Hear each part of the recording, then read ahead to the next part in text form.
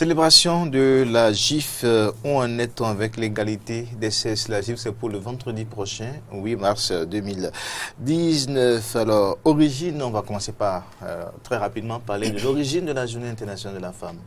La journée internationale de la femme est partie des luttes ouvrières et des nombreuses manifestations de femmes réclamant le droit de vote, de meilleures conditions de travail et l'égalité entre les hommes et les femmes qui agitaient l'Europe et le monde occidental au début du XXe siècle. La création d'une telle journée a été proposée pour la première fois en 1910 lors de la deuxième conférence internationale des femmes socialistes à Copenhague et par Clara Zetkin. Elle a proposé donc une journée de manifestation annuelle afin de militer pour le droit de vote, de l'égalité des sexes et le socialisme. Et la journée internationale de la femme a été officialisée en 1977 par les Nations Unies. Elle est célébrée donc dans de nombreux pays à travers le monde. C'est un jour où les femmes sont reconnues pour leur réalisation, sans égard aux divisions, qu'elles soient nationales, ethniques, linguistiques, culturelles, économiques ou politiques. Mais aujourd'hui, après toutes ces longues années de célébration de la femme à travers cette journée, est-ce qu'aujourd'hui on peut l'affirmer ou on s'interroge, l'égalité entre les sexes est-elle une réalité? Alors, il faut déjà commencer par dire que dans un nouveau rapport, par exemple, un rapport phare intitulé « Traduire les promesses en nation, l'égalité de genre » dans le programme de développement durable à l'horizon 2030 de ONU Femmes.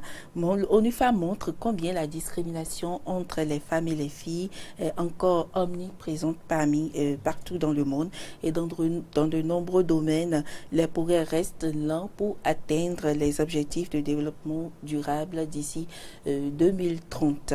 Aujourd'hui, près de 77% des jeunes dans le monde, ni scolarisés, ni employés, ni en formation ou en apprentissage, sont des femmes. Là, c'est des statistiques données par l'Organisation internationale du travail. En France, par exemple, en 2015, 68% des femmes de 15 à 64 ans participaient en effet au travail du marché contre 116% des hommes de la même tranche d'âge.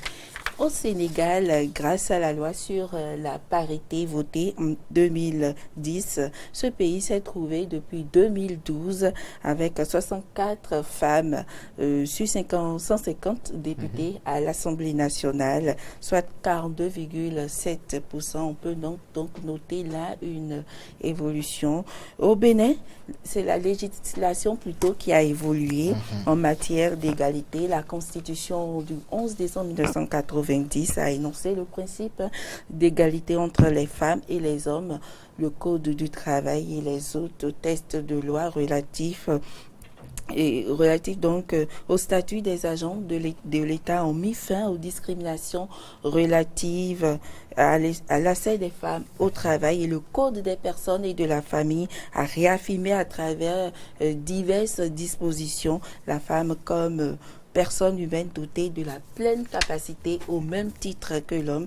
Le Code de l'enfant également voté récemment a parlé de l'égalité des droits des enfants, quel que soit le sexe. Je vous propose de suivre ici Madame Ido Léontine. Elle est la présidente de Wildaf Bénin. Elle fait un peu un bilan de l'égalité des sexes. On prend les femmes que nous sommes, nous pourrons dire non, parce que nous sentons beaucoup de discrimination par rapport vraiment à l'application des droits de l'homme. Si nous prenons la représentativité au poste de prise de décision, les femmes sont très mal représentées. Que ce soit au Parlement, que ce soit au niveau de l'exécutif, il y a problème sérieux. Même à la base, là où se trouve le développement de la cité, des communes, nous avons les mêmes problèmes. Et la violence a changé de forme. Quelle est la forme aujourd'hui? C'est la violence morale qui sévit dans les maisons, puisque les violences physiques ont vraiment diminué. Donc quand c'est moral, vous savez qu'il y a problème.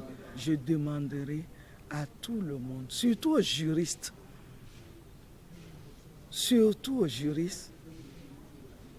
de ne plus laisser passer les cas de violence.